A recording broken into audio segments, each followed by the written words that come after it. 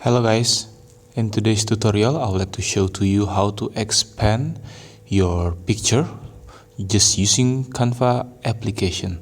First, you need to open your Canva application and then make a new project, and after that on the toolbar you need to click the gallery to add the picture that you want to edit. For example, I will try to use this picture and then add the picture to the page.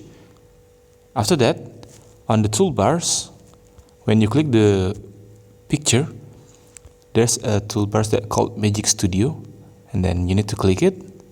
There's a plenty of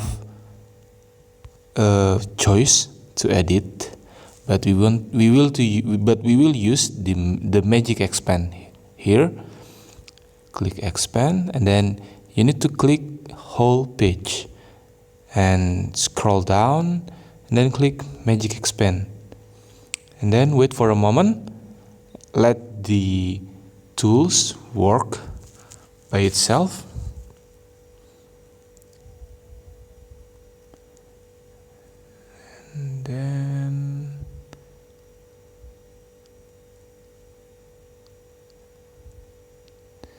And when it's done, click Done, and there's the result.